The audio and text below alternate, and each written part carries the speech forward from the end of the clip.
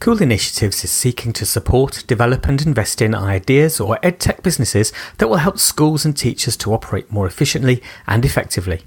As you're listening to the EdTech podcast, you may well have a great idea or know someone else who has an idea that you think would help schools and teachers to do this, and we'd be delighted to talk to you. We're very happy to discuss administrative tools as well as learning technologies, or you may have a non-digital product or other service that you think would be useful. Cool Initiatives already works with over 12,000 schools every day, with 20 years' experience of building and sustaining a profitable business. We want to be able to use that experience to support others at the very start of their journey and build something great together. So you may have already started a business and want to take it to the next stage, or just have an idea and don't really know how to turn it into a business. You may not know your CAC from your LTV, your IP from your MVP, or your burn rate from your churn rate. But don't worry, buzzword bingo is not our game. We're here to help turn a great idea into a great business. To find out more about our investment approach, take a look at our website, coolinitiatives.com, and please just get in touch. We would love to hear more about your ideas and how they could support education.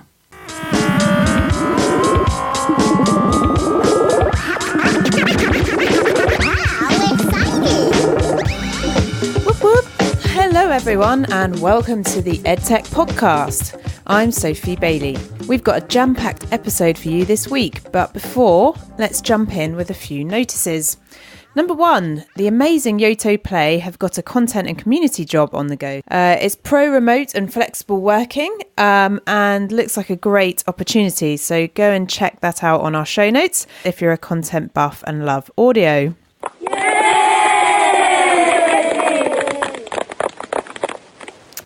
Number two, if you're based in London, the famous London Educational Games Meetup Group, or Leg Up, are having their final bash and you should go along on the 3rd of April.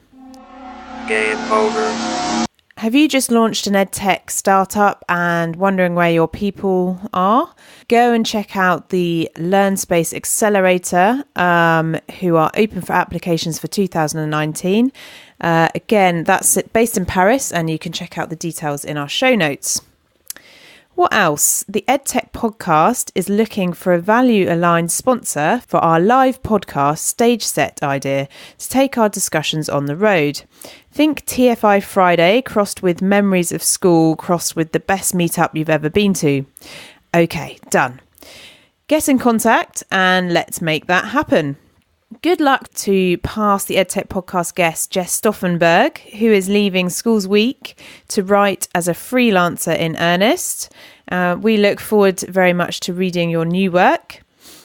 And our Edu and EdTech events calendar is up and running on the website. So if you're interested in finding out lots of places to connect with other listeners and people engaging in education and EdTech, go and check that out. It's on the edtechpodcast.com/events. And a few more events shout outs are also featured in our episode outro. This week, the EdTech podcast will be at Digifest, however, recording our second episode of the Education 4.0 series. So come and say hello or listen to the episode next week if you're not based in the UK. But what about this week's episode? Well, this week we continue the theme on interdisciplinarity by talking to Ed Fido, founder of the London Interdisciplinary School.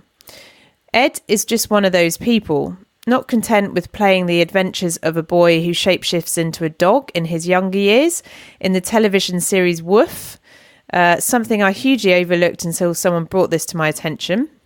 Ed founded the innovative School 21 in 2012. His latest launch, however, the London Interdisciplinary School, offers a new style of degree, taking a radical approach to develop an exceptional group of pioneers. The idea is to cover off those skills needed not only to thrive in the 21st century, but to meet our biggest societal challenges. So going broad and competency skill based, I suppose, before going deep into whether it's engineering to tackle energy or the equivalent. The LIS website speaks, in inverted commas, for those who want to shape the world and not just fit in, which sounds pretty cool to me. Ed also advises several education institutions, including Eton College, Teach First and Cambridge University. So I'm super excited to share our conversation. As a little bonus, we also throw back to a recording at Innovate EdTech, which I realised hadn't yet been published. I'm in conversation with David Fudge from the aforementioned School 21, Tim Moore from the Harris Federation and We Are Human, Sophie Dean from Detective Dot and Enrico Riva from the British Dyslexia Association. And we're talking about multiple perspectives on learner experience design, a nice twist on bringing different skill sets to what makes impactful learning. Enjoy! Have a great week, everyone!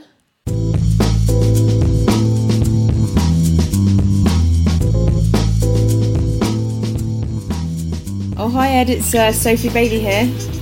Hey Sophie, how are you? Yeah, I'm very well, thank you. How are you doing? Very good. Yeah, no, very well, thank you, yeah. Cool, okay. Well, I'm delighted to be on the line with Ed Fido, who many of you will already know from our UK audience as the co-founder of School 21. And you may, if you're an 80s child, also know from the amazing series Woof, which I'm not sure if you're one of those people that like, don't talk about that, but I have I've come to terms with it now. Okay. So I can talk about it. Well, so 30 years interestingly, later. I didn't realise that was the case, and someone brought this to my attention, and I was thrilled to find out that. So, in fact, one of my very serious questions was, do you think playing a shape-shifting dog boy helped with your later leadership roles?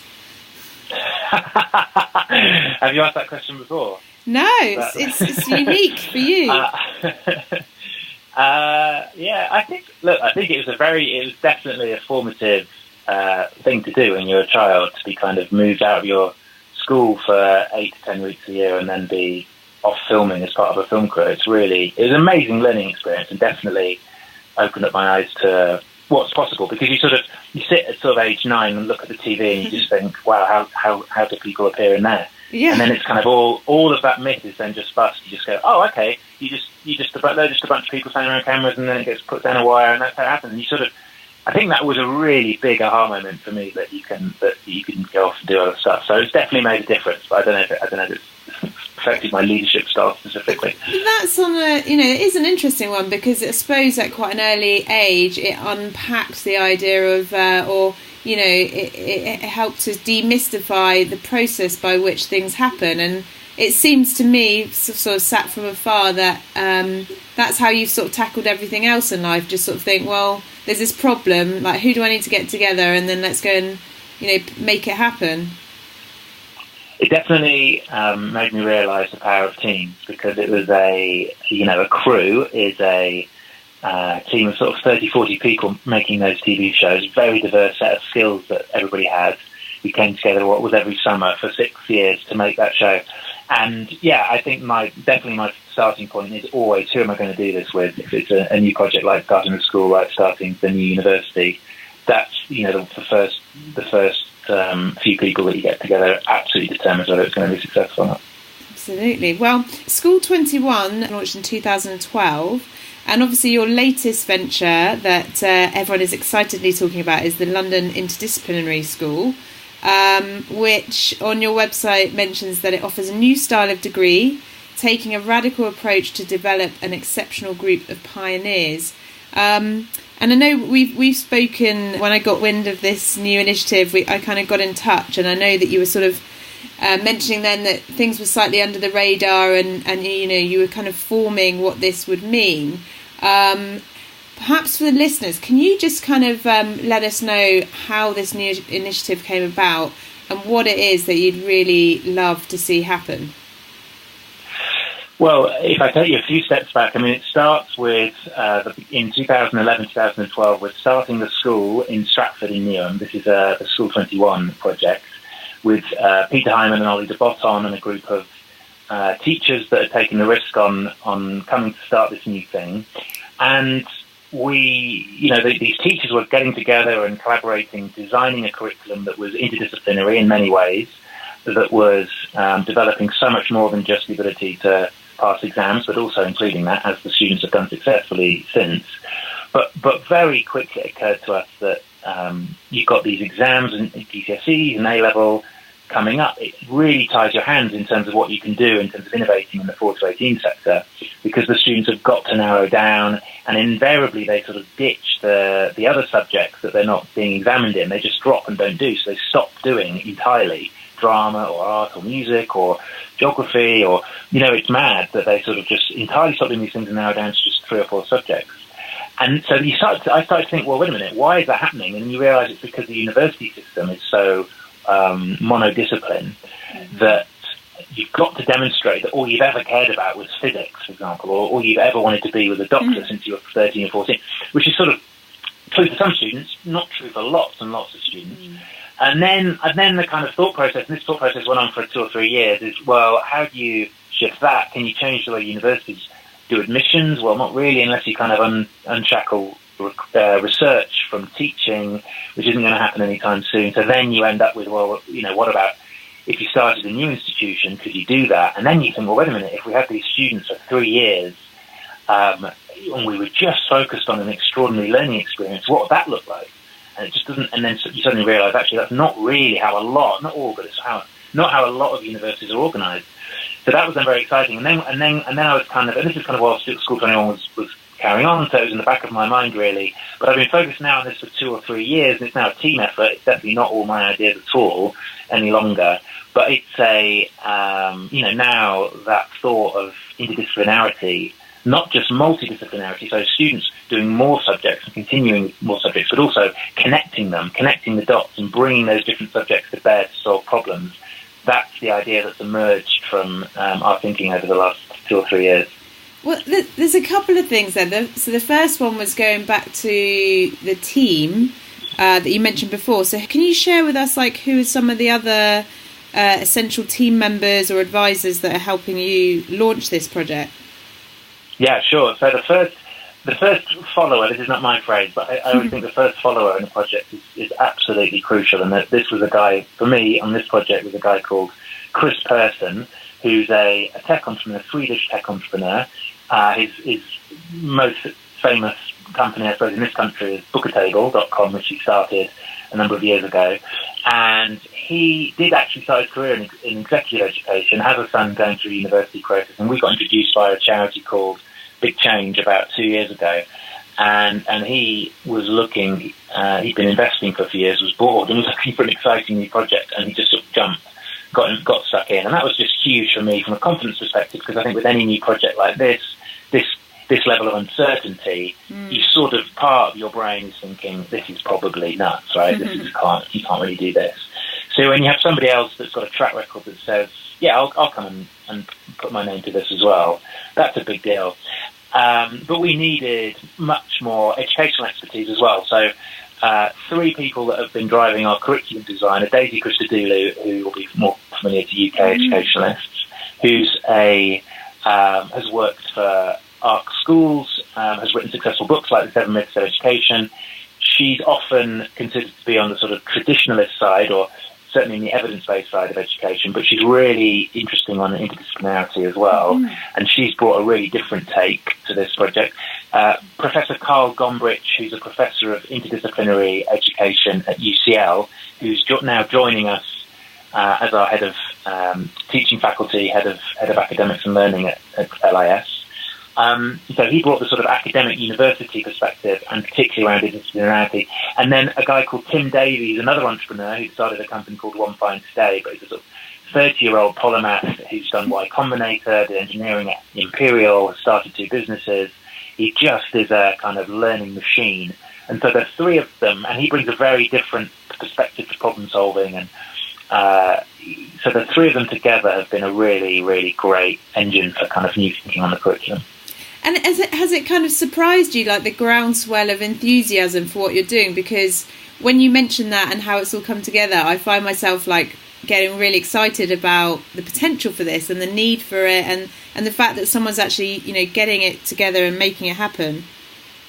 Yeah, it's been a hugely positive response. I think we were expecting a mixed response, because any new entrant into the higher education system tends to get a mixed response from not just the establishment and the incumbent providers of HE, but anybody, because a lot of the people that get to write the articles have done university and it's done all right by them, and they don't necessarily think that we need something different. But I think what we've been surprised by is the almost uniform positivity about this, and I think it stems from the fact that it's a genuinely new offer. This is not saying we're going to start a new Oxbridge or we're going to start a new course that does physics a little bit better.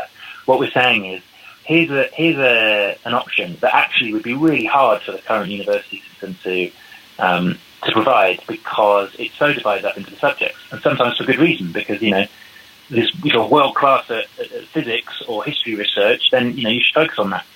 But what we're saying is we're starting from interdisciplinarity. I think you have to start a new institution to do that. I think people recognise that, and they think that, okay, this is different enough. It's actually providing a different choice.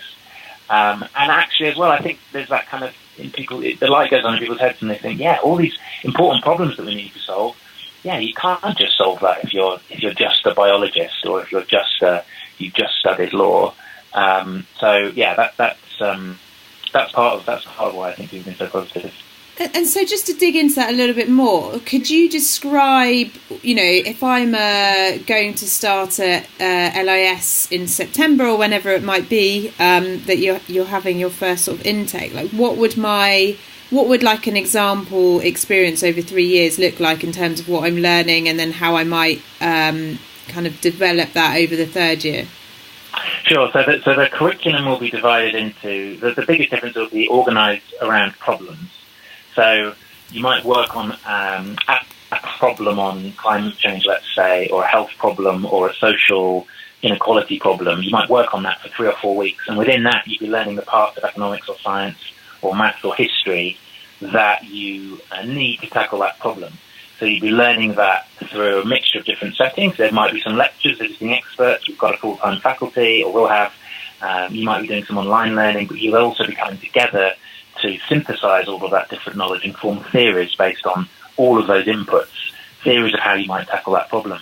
The other thing that's different is that you'll then have opportunities to take theory and take it into action. So you might create some prototypes or go and test your ideas out in the real world. You might go out and survey, interview people. So we're also teaching those methodologies. So methods are a big part of our curriculum as well, qualitative and quantitative methods. So you might be understanding something about data science, coding. You might, on the qualitative side, be doing kind of ethnographic research, learning how to kind of design proper interviews. So methods are a big part of it. And then the sort of third part, so the first part is knowledge, bits of knowledge from different subjects. The second part is methods.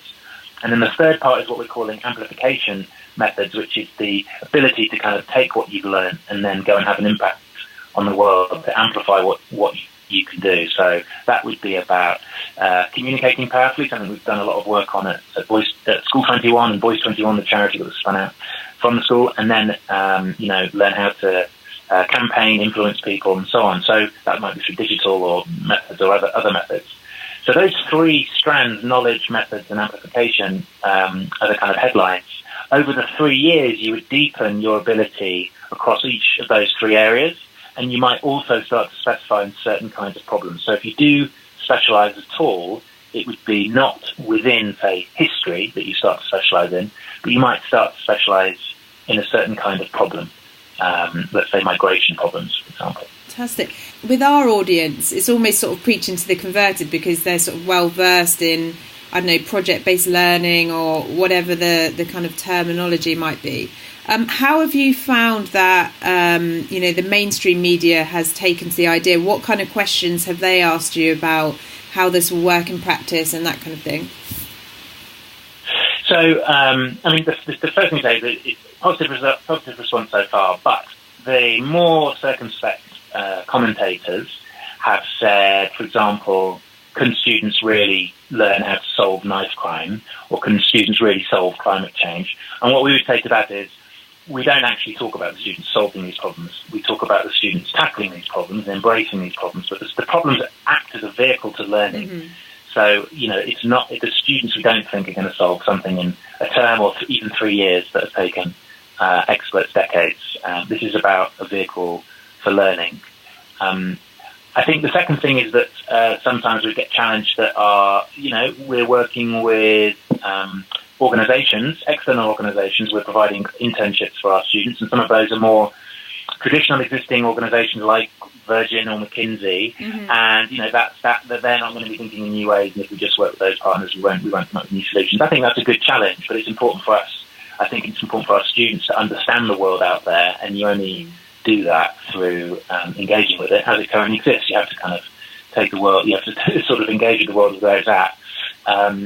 So that's another challenge that's come. I think the third thing is that we get a lot of people saying, look, how can you possibly go deep across a whole range of areas? Aren't you just going to end up being a jack of all trades and a master of none?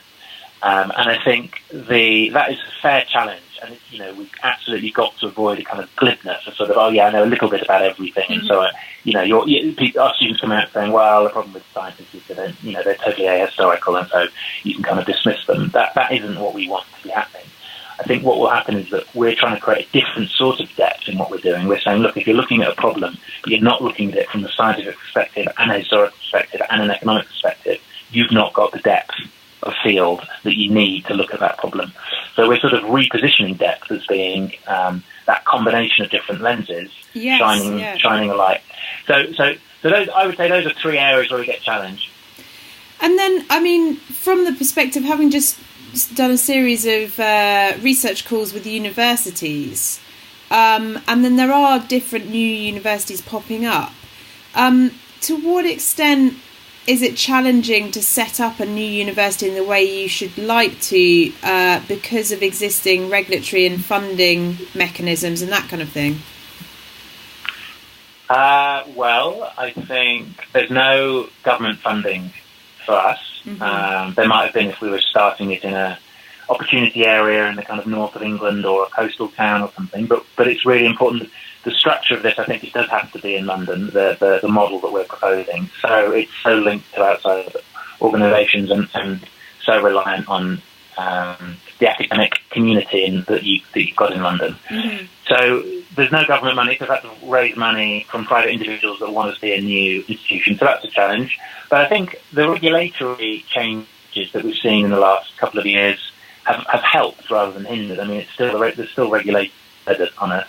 I think that's right. It's important that this is a regulated space. People pay a lot of money to learn, and it has to be rigorous and worth something. But the regulation has eased so that we can get our own degree awarding powers, which means we don't have to be monitored by another university for 6 years, which is the old system, as you had to be babysat by somebody else for a few years, which is a real break on innovation and new entrants, which is why we haven't seen so many new entrants in the last few years. There's certainly not people doing something genuinely different. So the regulatory shifts, I think, are helpful. But the sort of this is a complicated project where everything has to be being put together at the same time, because it sort of has to be. So you're raising money at the same time as signing up your students and getting degree awarding powers and getting a site and starting to recruit faculty. So it's all of those different things are complicated in their own right, which is why building a team is important.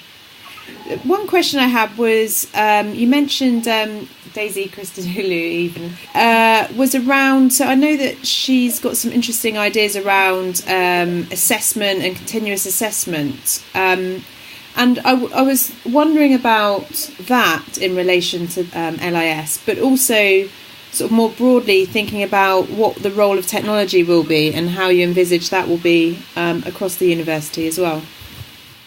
Yeah, well, I think the thing in university, similarly to schools, is that you've always got a range of different assessment tools that you can use, and there's no one perfect way of assessing. It's all about, and one thing that Daisy, who's a real expert in this area, is firm on. I mean, she thinks A-levels and GCSEs are a very poor way to assess true knowledge of a domain. They're just a sample.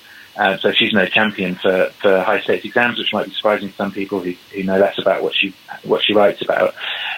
She's works for an organisation now called No More Marking, which is a proponent of comparative judgment, where you sort of, this is really for students that are writing essays and comparing English teachers can look and say, is that one better than this one? And then it kind of, you go through lots of different scripts saying, is it A or is it B?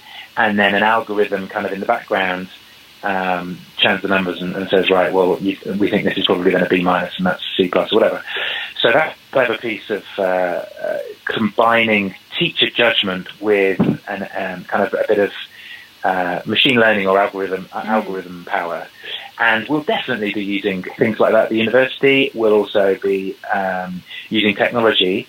So, but the first thing to say is that, look, the face-to-face relationship is really important. So the relationship between the teacher and the student, and then the kind of text that they're working on, is always what you start with. And then you think, right, where can technology enhance this, or where does technology, basically do just as good a job? So we can do that because it's easier or cheaper or more convenient. So there'll be a fair bit of, rather than kind of lectures on the 101 of certain parts of the curriculum, you can do that through tech. You can that's where MOOCs, as they're called, are helpful. Mm-hmm. But I think there's no substitute for getting students in a room discussing content with a teacher that knows their stuff. The teacher can understand where the students are at, and so on. So it's complementary, but because we're new, we can blend the technology in ways that are, I think, probably more advanced than most universities will be able to, because we've got the advantage of starting from a blank sheet of paper. And just thinking about, LIS addressing some of society's challenges, will that also include, how we negotiate a changing world with artificial intelligence? So, for example, whether that means thinking about new financial models, or, equipping those students to kind of both be agile enough to kind of work in an age where things might change more rapidly, but also to kind of think of some of the ethical issues or some of the kind of fallout of things changing in that way as well. Well, there's essentially two ways of looking at your question. One is, are we going to prepare our students for the workplace of tomorrow, or I could interpret your question as, is that one of the problems that they're going to be tackling on the curriculum? The answer might be both, really. So we haven't decided exactly what the problems are that for making up the curriculum yet. It's a dual exercise of deciding what the elements of the curriculum are. What do you want them to know at the end of 3 years? And then what are the best problems to get them there? And those problems have not been finally selected yet. So we may have some the world of work, mass automation type problems in there for the students to investigate. I think that would be really interesting. We obviously think that there's an exciting future career prospects for our students, our graduates, based on what they're going to be doing with us. And I think there's, first of all, I think even if the world of work wasn't changing, there's lots more that the university system can do to prepare students for the world of work by simply helping them understand what that world looks like. I mean, there's an assumption at the minute that you kind of figure out for yourself that you definitely want to work in finance or something, and you've got to decide that by term 2 at LSE because you're applying for internships. Without any exploration and awareness of what the different sectors and functions and industries look like. So the first thing is that we'll spend a fair bit of time on that, and that's where you want to do a placement with a startup, and then the Gates Foundation or McKinsey or whatever, and you'll do it across a range of those different organisations. I think and then we've got a take, which is that rather than preparing for the professions, which I think you can ask the question, will the professions look the same in 20 years? We're preparing for problems, and because those problems will still be around in 20 years. That probably will still be facing the same kinds of problems that reflect the current sustainability goals or development goals. And they'll still be interdisciplinary, they'll still be complex, and there still won't be people that are wholly suited to solving them. So you'll need people like our graduates that can work with an expert anthropologist and expert scientist to form those teams we started out the conversation talking about, that can go and tackle them. And we think that not everybody should do a degree like this. I don't think this is the only preparation for the future world of work, but we think our students will have this really interesting, distinctive skill set that's really needed. And have you kind of looked sideways at some of the other interdisciplinarity kind of universities or sort of education initiatives out there? Because the guest on last week's episode was Francois Tadai from CRI in Paris. And so it was like a really interesting time where I was starting to kind of connect with lots of people that were passionate about this approach to education. But I just wondered who else that you're in discussion with that sort of shares the same outlook. Well, there are increasing numbers of students wanting to do liberal arts, which is a sort of a big movement towards a broader education at HE. In the UK, obviously that's been around in the US for a long time and been popular. So that, I think there's some new figures being released soon by Unifrog, which is the platform for helping select your options after school. That platform's in a third of schools in the UK, so they've got great data on what students want to do. And apparently liberal arts was, for the last couple of years, been the third most popular degree choice after medicine and law, which has blew my mind. So that, there's a real growing demand for liberal arts, and that's come out of nowhere. And then I think for this kind of slightly more interdisciplinary, putting it together to solve problems, who do we look for there? Well, Chaos Pilot in Denmark has been doing this for 20, 25 years. Slightly more of a postgrad offer, that one. In the US, Minerva University, which started about 4 or 5 years ago, is interesting. It's multidisciplinary, but they work on projects, particularly in their final year. I think they're really enlightened in terms of how they work with the outside world. They're much more porous, and those students travel around the world during their degree, which is amazing. So there's definitely people that we look to, that we are stealing from, learning from, whatever you want to call it. I don't think there's anyone we've not found anyone yet that's doing precisely what we're doing, and we're not trying to be different deliberately, but I think we're shaping this with got a fresh take on this. It's got a London edge to it. Yeah, exactly. Why not? And then it says I noticed on your LinkedIn that you're hiring. So who's next to join the team? Who are you looking for? Well, look, the biggest challenge we face is recruiting 120 fantastic undergrads for 2020. That's a huge challenge to get these students to believe enough in what we're doing to take a risk on it. I think it's a real adventure they'll be embarking on, but that's a big challenge. So it's our marketing team, recruitment team, if you like, that we're recruiting for. So 2 roles there in social media and in kind of schools outreach and running events for us over the next 12 months to recruit those 120. Those are the 2 big roles we're going for now.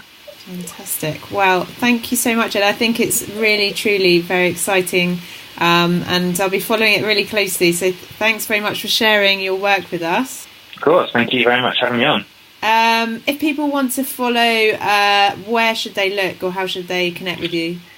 Well, we're on Twitter and Instagram and Facebook, and I think it's pretty much always at We Are LIS. Yeah, we are. So WEARE-LIS. Perfect. Well, thanks so much, and good luck with the next chapter. Brilliant. Thank you very much. Take care. Bye-bye. Cheers. Bye-bye.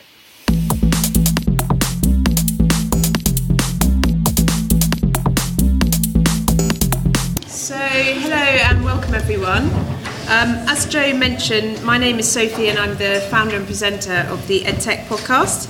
And today I'll be moderating our discussion on multiple perspectives on learner experience design. You'll be hearing from a teacher, an EdTech startup, a rep from the British Dyslexia Association and a school governor on what learner experience design means to them. First up, we're talking about learner experience design. Perhaps each of the panel can tell us what learner experience design might mean to them and how they have applied it within their own context. So how can lessons, resources and planning be designed around a diverse set of learners? And to kick off, perhaps David, you could talk about your ideas around learning as a dialogue and experimentation. Sure. Well, I work in a school in Stratford, just the other side of the Olympic Park, called School 21. It's an all-through school, so they go through from primary through to sixth form. I've just started working there. And the school has a strong emphasis upon oracy with the students, so they're very much into the dialogical classroom model. My previous experience is working in SEN in the Northeast and work with kids on the autistic spectrum. And again, just a very dialogical approach to teaching. I teach art and design, but usually I'm going into classroom environments with nothing and finding out what the kids want to do, really, and I kind of start from there. So it's a starting with absolutely nothing and finding out what motivates them, which I think is a bit of a no-brainer if you can get them on side from the word go. and then you just run with that, and I'm just a bloke with a set of keys and access to some kit. And then you take it from there, and you let it unfold organically. Yeah, I'm Enrico. I'm a member of the British Dyslexia Association New Technology Committee. I'm dyslexic myself.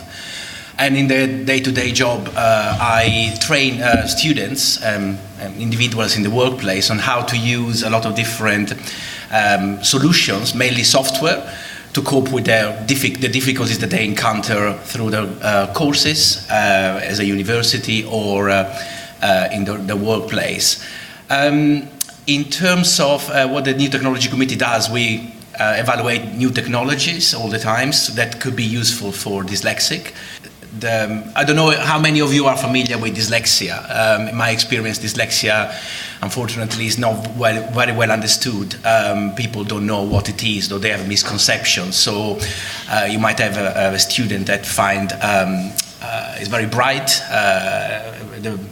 very good at talking, but when it comes down to writing or reading or researching materials or other tasks that other students might find difficult, they might find it extremely difficult. So by using technology that can help them, obviously they can sort of be brought to at the same level as other students that they don't have those difficulties. Unfortunately, the material in order to be accessed needs to be structured in a particular way, needs to be accessible, and unfortunately that's not the case all the time. So it's quite a long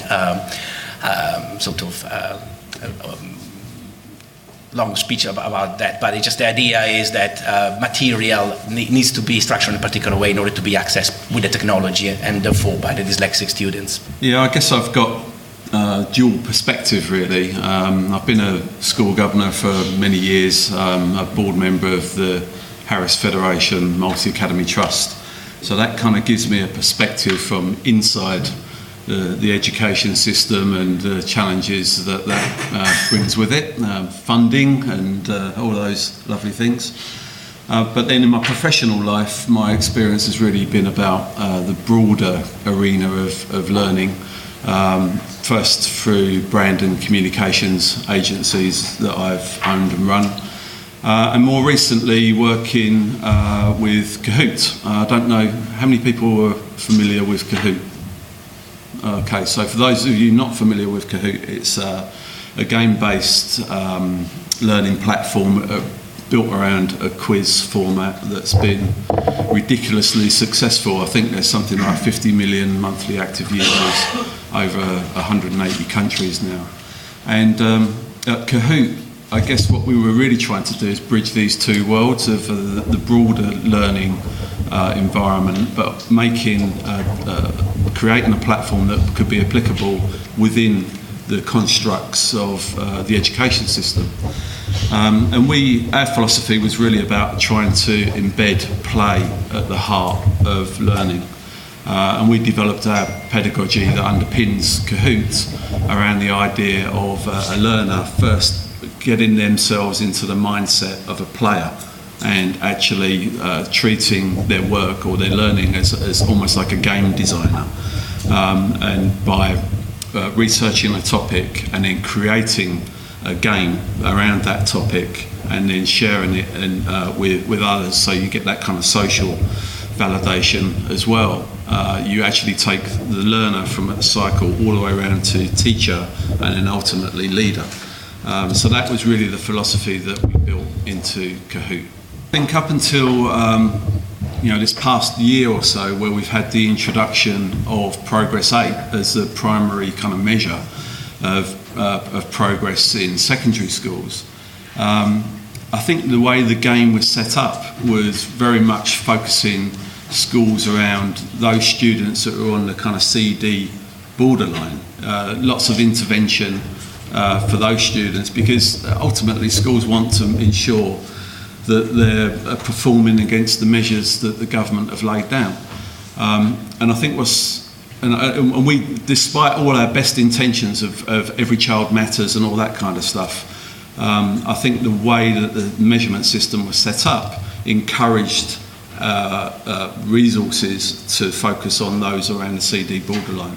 I think what's interesting with Progress 8 is it's changed the game a bit, in that we now have to ensure that every student, wherever they're starting from, makes the maximum amount of progress. And the philosophy within the Harris chain of schools has always been very much around more personalised learning, I guess. And I think this is onto the right kind of path, although I understand from a teaching perspective it's been quite challenging, to say the least. Yeah, I worked in primary schools with kids and started thinking that the kids I worked with were never in the stories that they were exposed to. So my kids were like 80% from Asian and African backgrounds, and half of them were girls, and they were just never in their own stories or their adverts or whatever. Then I worked in a tech startup, and then I helped to introduce the computer science curriculum in primary schools. And now I run a startup that makes stories about Detective Dot, who's a coder, and she's an agent for the CIA, which is the Children's Intelligence Agency. And kids can join the CIA and carry out missions and training. And so we're taking like an entertainment-first approach to getting better role models out and teaching kids about STEM and computer science. And because it is a business, I think of everything as sort of incredibly... We build stuff in an agile way, so we think about what do our users want and what features can we build for them, and we review that on a weekly basis. So it's bringing a completely different approach into like a top-down, this is what the children need to achieve in a test, how can we make sure they learn it, and just thinking about what do kids want from their lives, like not to be bored, to feel valuable, like those sorts of things, and how can we build stories around that. So the first thing that we did is that I made a book, and I did it on Kickstarter. And then we started speaking to publishers, and they were like, oh, well, there's a female on the front of your book, so it's a book for girls. And I was like, no, it's a book for boys and girls. And they were like, no, boy lead is a book for boys and girls, or a boy and a girl is a book for boys and girls, but if there's a girl on the front, it's a book for girls. And like proper people were saying this to me out loud. And it was like completely accepted by everyone, and I thought that was nuts. And if it's true, it's only because everyone's accepting it as a truth and then exacerbating the problem. And so to counter that, and also because I didn't know what I was doing, to get the writer for the book and the illustrator, I put an advert out on Indeed.com, which is like Gumtree for jobs. It's bad. And we got about 400 applicants. So we filtered it down to 50 illustrators and 50 writers. And then we went into schools and homes and got the kids to filter it down to the writer and the illustrator. And then we tested our character like a lot, like went back to kids repeatedly over about 6 months with slight changes to the visuals so that we could know that boys would think it was a book for them too. And it was difficult, and there are still preconceptions that if there's a female lead on the front, but we have done like a lot of work to make sure that it's appealing to kids, because all kids need positive role models. And that was very user-focused. I didn't believe what the publisher said, and it like obviously would piss anyone off if someone said that to you, probably. Sorry for swearing. Can we take a vote on who might have the hangover yet? It's not me. I'm like this all the time. You finished? No. So no, that's a user-centered design process. Like test it out with our actual users. What do they think about who the book is for? So yeah. I mean, certainly when we were designing Kahoot, many of our preconceptions of what was going to work were proven wrong. So I think that we have adopted a methodology now which is really about coming up with hypotheses about what we think might add value to this learning experience, but really kind of not getting too in love with that idea and trying to validate it in the real world to see if it actually does the thing that we expect it to do. So I think in terms of user experience design, humility and listening to what people are saying with real intent and not getting too fixated on proving that your idea is amazing. I did a research on, it was a case study, did research on learning styles, which up to that point, I knew the sort of the basic one, which is the visual, auditory, kinesthetic, and the visual, auditory, reading and writing, kinesthetic. So the idea is, I'm sure, is everyone familiar with the learning style theory, basically, or a few people? So the idea is that I can do a questionnaire and I can find out what your learning style is, and then I will try to teach you in that particular way, which is by researching the literature came out it's completely pseudoscience and has been dismantled completely the theory. I'm so glad you said that, because it's been completely completed. And so the idea of pigeonholing a student and say there is no scientific research behind, and so the whole theory was dismantled by someone called Frank Coffield that did a very in-depth study of learning styles. So the idea is the idea of learning, there are different ways of learning to develop a multisensory approach. So I can structure my material with some visual material, with auditory, so the student listens to me, but also they need to replicate. I give a lot of examples, so it's something practical. So it's thinking more in a multisensory approach, and then each student will find the way that they can learn best, which is always a mix. It's never be just one style. The problem is that a lot of the curriculum in schools, as far as I'm aware, is delivered just in one way, and so for a dyslexic students that might not even know that they are dyslexic, because that's the problem, that a lot of dyslexic are not being diagnosed, and so they find difficult to learn in one way. It could be just like in a written word. And also in higher education, in further education, the emphasis on being assessed just with written material for a dyslexic is something extremely difficult. I can talk orally about something, but if you ask me to write it down, it can be very, very difficult.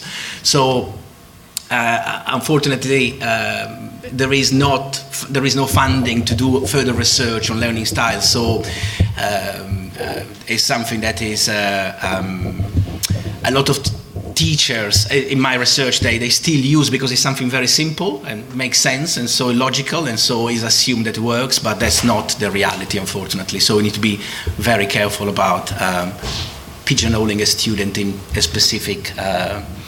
So I've gone from a situation where in SEN I had about 10 kids in the class, and help in the class as well, and picking up just on some of this play idea, and the sensory idea.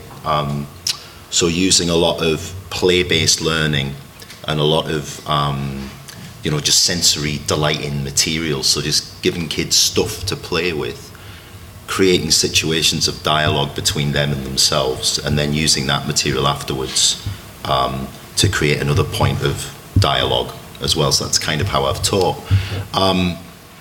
And at the moment, because I've moved to School 21, I've gone from teaching 10 kids in a class to teaching 25 kids in a class. So scaling that up has been quite a challenge for me over the last couple of months. But I find that, a couple of things I've found. Getting rid of tables and chairs and those kind of tacit assumed structures of hierarchy, moving those things, or just taking everybody outside really kind of opens things up, and it breaks down. There's a lot of tacit assumed power that a teacher has, and the kids buy into that, unfortunately, because they're institutionalized, aren't they? So I think it's about breaking those things down and indulging them in play with materials, I think, and that can be done in a very physical way. It can be done across, digital platforms and things like that. I think it's just about trust and indulging the students. I mean, I think you can involve kids in dialogue, but at the end of the day, you're a teacher and they're a student, and there's that cultural problem, isn't there? So if I remove myself from that situation and I give all the kids a GoPro head camera, which is what I did, and let them just basically play with materials, and then their dialogue is their dialogue, and they're asking each other questions, and then so I've removed myself from the equation, but I still collect the stuff, the footage, and then afterwards I watch that footage back with the students.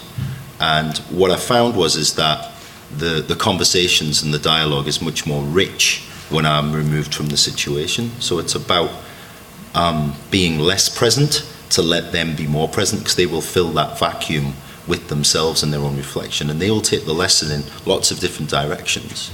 I've introduced sort of ideas from other artists, and then they've kind of ran with it and built on it, and then I've thought, they're taking it in a particular direction that I hadn't thought of. and then it's about me responding to that direction as well. So it's a dialogue, isn't it? I'm co-constructing a curriculum with them. It might seem quite chaotic and woolly from the outside, but as long as I can map it back to, the curriculum requirements, I think that, that's kind of my job. Yeah, up until quite recently, all of the games that are on Kahoot, which are millions, have been entirely user-generated. So it's really up to the user base to craft materials that were aligned to the various curriculum around the world. We've now started to take a bit more of an active role in that, and starting to develop our own materials because we found we wanted to kind of have stronger pedagogy built into those games. So if you like, it's kind of premium content, albeit though we're still giving it away for free. And it's really about trying to have an appropriate level of challenge. That's what we think creates an interesting learning experience. If there's enough stretch that it makes it engaging, but not too much so that it's just completely unattainable. That we've kind of noticed in the way that our games have been played and the data that we've amassed now from millions and millions of games being played. Can I ask which age groups is it aimed at then? It really goes from primary school into secondary, but it's used in business as well. Right. Yeah, we've got 200,000 businesses that use it in corporate training. So it really is a kind of broad learning platform. But I think because of the way it was originally conceived, it's been able to be used within the constraints of the education system. Yeah. And the fact of the matter is that now the headline measures are about Progress 8 scores, and the teachers have been able to facilitate the use of Kahoot within their classrooms to still deliver the curriculum, but in more engaging ways. It's interesting what you were saying about the furniture.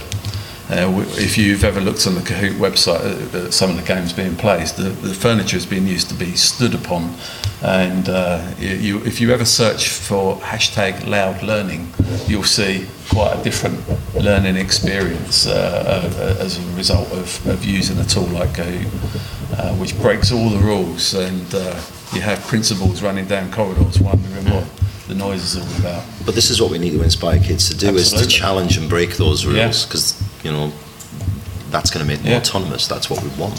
Very, very early on, when the game was first launched, we went to a school in Bournemouth, and there was a young student who was not very engaged in this class at all, and he'd been a bit of a problem.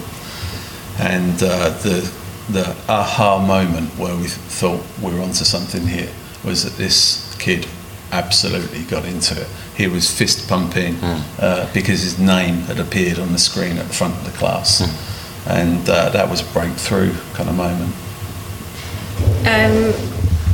Well, I don't know, like because I like testing everything. So when I was writing the book, and I'm not a writer, although I am now, but what I thought was that we would constantly, like every sort of chapter, show it back to kids and get feedback. And actually what I learned was, and everyone, after the event, we got an editor, which also is a bad idea. If you're writing a book, get an editor at the beginning. But the editor was like, oh, your story structure's wrong, but it's too late to change it now. And I thought that testing it was the way to do it, but I learned that there are some points where we needed to lock down an idea and then be able to build on it. But most things I think we can test, like we're testing now whether instead of having a website, having a huge pulsating button saying do not touch is a more effective experience for kids, because like obviously you're going to want to touch it. Or in the next book, we're now working with a publisher, should we put our activities, because our book covers all of the concepts of Key Stage 1 and Key Stage 2 computer science curriculum, so should we put activities inside of the story or at the end of the story? Publishers say inside of the story, and I'm like, well, let's just test it, let's do 2 versions and see what works better. So there are mistakes we've made, but I think overall testing is good. Yeah. And Enrico, from your perspective as well, we talked about the funding and lack of awareness. First of all, there is a lot of, as I said, misunderstanding about dyslexia. Some students might have difficulties at school. The parents recognize it because they are dyslexic themselves. They say to the teacher, I think I can recognize my son those difficulties. And the teacher will very likely reply, I heard this story so many times, oh no, I don't think it's going to be the case. Give him time, will take a while. And just the problem might get worse when they get to secondary school and so on and so on. So that will affect the self-esteem. And because of there is no institutional funding in primary and secondary school for everyone, and it's very much a postcode lottery. It depends in which school you go. If the school, if the special educational needs coordinator knows about dyslexia and so on and so on. So it could create a problem with confidence and self-esteem, not just obviously difficulty at school, but it can reflect in the student become disruptive in the classroom, and I'm sure you experience a lot of them. And then so either the parents have found a resource, or either the school you got a good TA or a good Senko, but as I said, in my experience, what I hear from parents and teachers is very patchy, it's not all over the country. And the thing is, whereas what the experience that in English, dyslexia, because the English language is a less transparent language, you have to learn two languages, basically. As a foreigner, I can tell you. So you have to learn the way you write it, the way you pronounce it. So it's much easier to find, see that the child has difficulties in Italian, because the language is more transparent. You pronounce it very similar the way you write it. So it's more difficult to find out from that point of view. But and there are no resources at all. No resources at university, no resources in schools. So it's left to either the parents to support the children, or nothing basically. So what came up because of this sort of lack of resources in the educational system or in the workplace.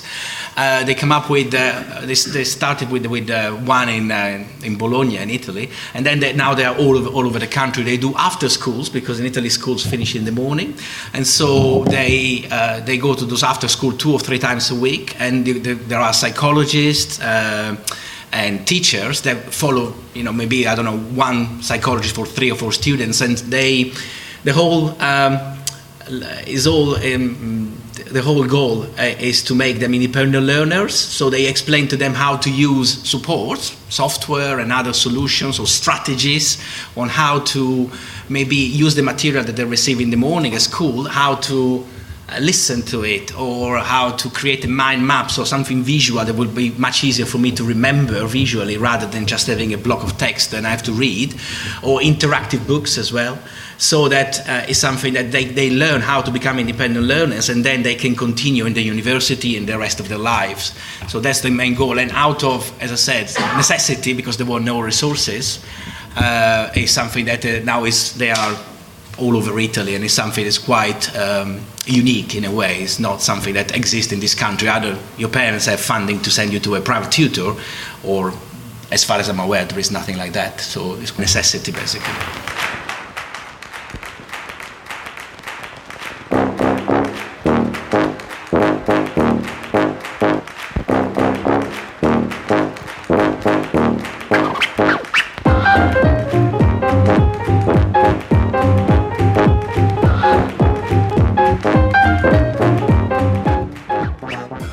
Thanks everyone for listening. If you're interested in events coming up, here's one for your diary. Future EdTech takes place on the 11th and 12th of June in London. It's free for higher ed peeps, and everyone else can use the code podcast20 to get a nice discount. So go and check out all the details at www.theedtechpodcast.com. That's all for now. Have a wonderful week, everyone. Do feel free to follow us at Podcast EdTech, and see you next time. Bye-bye.